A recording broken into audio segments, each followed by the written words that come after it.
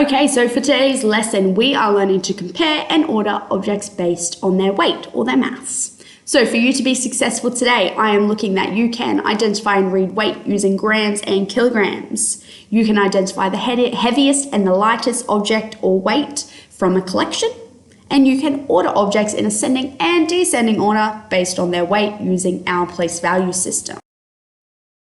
So today we are comparing and ordering mass using grams and our kilograms, remembering that grams can be represented by a lowercase g and kilograms can be represented by lowercase k and g. To start our lesson off today, we're going to look at whole numbers in grams. So we've got 700 grams, 539 grams, 256 grams, and 742 grams. We're going to be ordering these in descending order. So that means going from our heaviest to our lightest. To help me with this activity today, I'm drawing out some place value houses. Now, because we're using whole numbers, we are going to use our ones, our tens, and our hundreds. These are all represented with capital letters. So ones, capital O, tens, capital T, and hundreds, capital H. I'm going to go ahead and enter in my 4 different weights into my place value houses so that I can see them right next to each other, which will help me with my next part of this activity. So like I said before, we are putting these in descending order, which means that I need to find my heaviest weight first. To do that, I'm going to look at my hundreds column because it is the highest value column. It's always the leftmost column, which is the highest value column. And I'm going to have a look at which digit is the biggest. Now I have 2 7s there, which are both the biggest digit in that column. So I have 700 grams and I also have 742 grams. Now, because they both have the 7 in the hundreds column, I'm going to jump to the tens column. In that tens column, I have either a 0 or a 4. Out of 0 and 4, which one is the bigger digit? That's right, the 4 is. So that means that our bigger number out of the 2 of those is 742. So I'm going to go ahead and write down 742 grams. I'm going to cross that off and go through this process with my other 3 numbers until I have them in order from largest number or heaviest weight to lightest weight.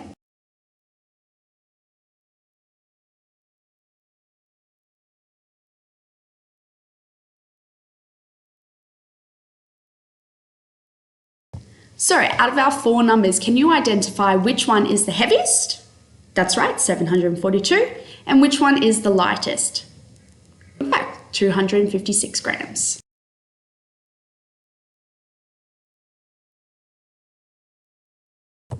Okay, so I'm going to move on to a new set of numbers. We are also going to do these ones in descending order. So I'm going to draw up my place value house to help me out again with this question.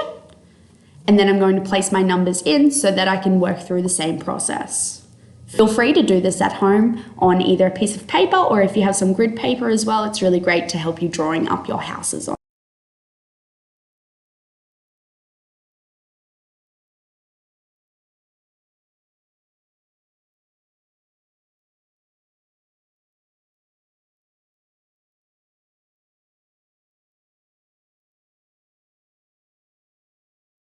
So my final order ended up being the heaviest as 962, then 852 grams, 806 grams, and the lightest being 320 grams.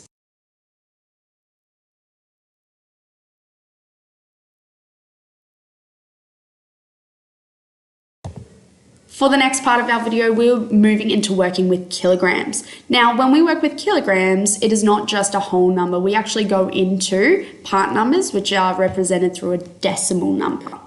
So when we are setting up our place value houses, they'll look a little bit different when we're working with kilograms. So, sorry about a little bit of our screen being cut off for this particular question. However, I'm drawing up my houses and on the leftmost column, I will have my ones column because this is just a single whole digit number. I will then have a decimal point after my ones column and then I'll go into our tenths column. Now, our tenths column represents a number that is less than a whole. It is represented by a lowercase t at the top of our place value house.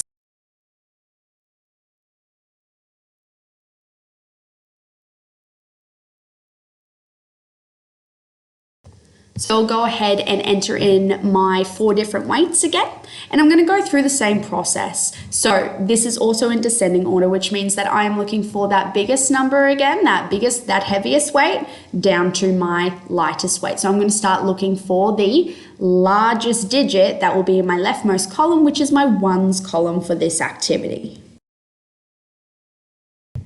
As you can see, as I record them, I'm also crossing them off so I know that I've already recorded that one down.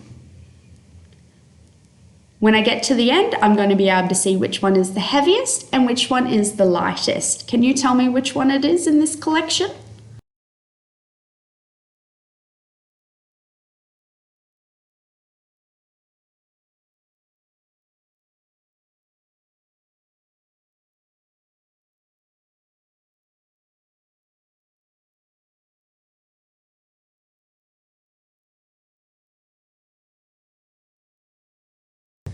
Okay, so for our last activity that we're going to do on this video together, I want you to draw up your place value houses again. However, this time we are going into 2 digits behind the decimal point. So that is represented in our hundredths column, which is represented by a lowercase h at the top of our house. So I'm going to go in and put in my 4 weights again, following those houses. For this activity, we're going to switch it up and we're going to go in ascending order, which means that we are finding the lightest weight and working our way up to the heaviest weight. So this time I'm going to the leftmost column again, which is our ones column for this question.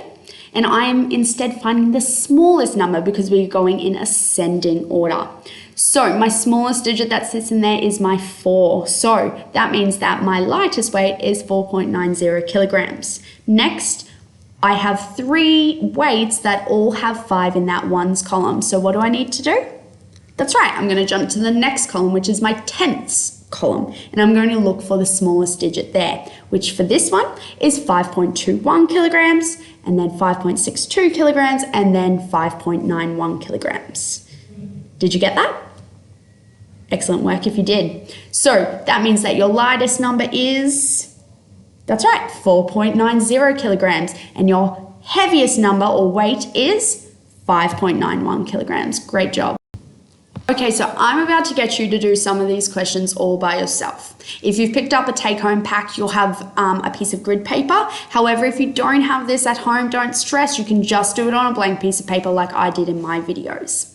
So we're going to draw up our place value houses. We're going to draw up houses that you can use whether you're working with grams or whether you're working with kilograms. So first you need to draw up your houses. You will need a column for hundreds, which is represented with a capital H, tens, which is represented with a capital T, ones, which is represented with a capital O, and then we have our decimal point place, and then these are numbers that are smaller than a whole. So we have our tenths, which is represented with a lowercase t, and then hundredths, which is also represented with a lowercase h. Have a go at doing these questions yourself. I'll be really excited to see how many of you can do this independently.